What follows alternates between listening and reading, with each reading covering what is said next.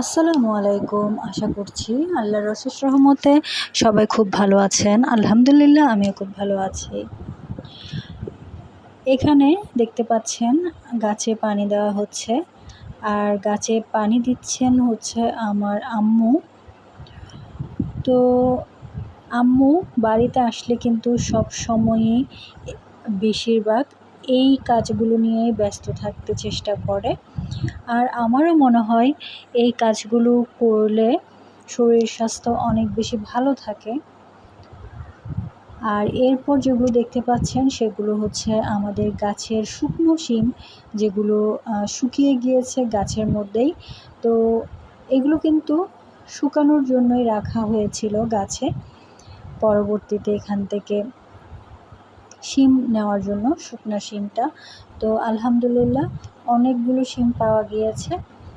তো এখানে একটা কথা বলে রাখি, যে এই ভিডিওটাও কিন্তু বেশ অনেক আগের ভিডিও, একেবারে গত বছরের ভিডিও হয়তোবা এটা, গত বছরের প্রথম দিকের।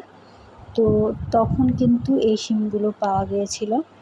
তো শিমের সাথে সাথে এখানে আরও দেখতে পাচ্ছেন সর্ষে।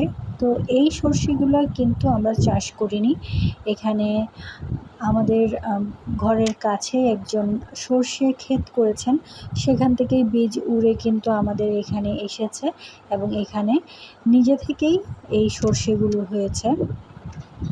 তো এই জায়গাতে আমি একটু ব্লার করে দিয়েছি যে এখানেও কিন্তু আম্মু গাছে পানি দিচ্ছিল।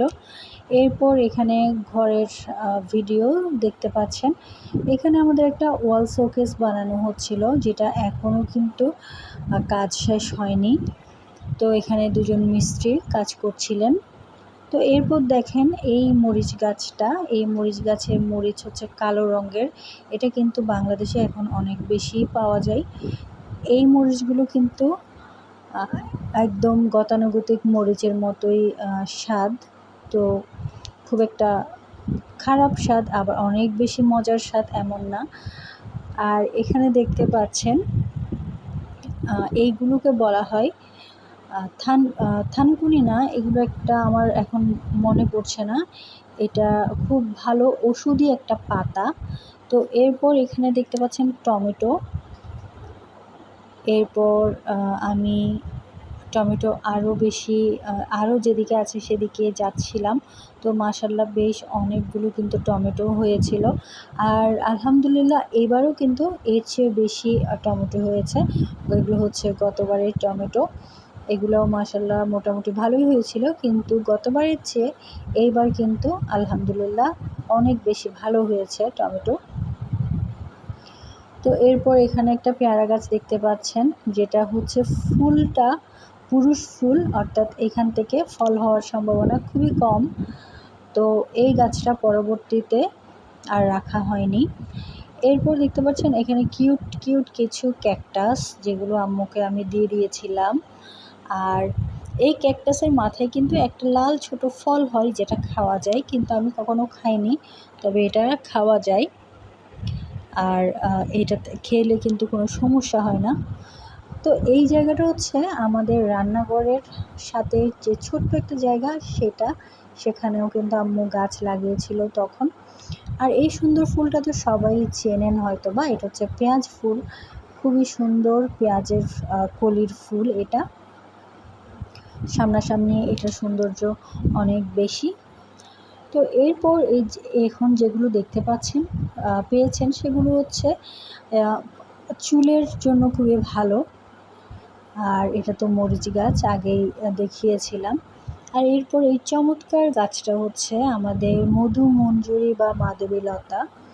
এটাতে এখন কিন্তু এত ফুল নেই, কিন্তু ঠিকই বড় অবস্থায় আছে, কিন্তু ফুলটা কম, একেবারেই অল্প। ওই মুহূর্তে এখানে অনেক বেশি ফুল ছিল, যেগুলো আমার কাছে খুবই খুবই সুন্দর লাগতো, তাই আমি ভিডিও করে রেখেছিলাম। আর ভিডিও করে রেখেছি বলেই এত সুন্দর চমৎকার স্মৃতি থেকে গিয়েছে।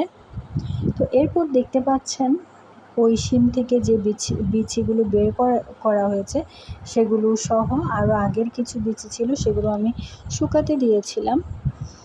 আর এই সুন্দর জায়গাটা হচ্ছে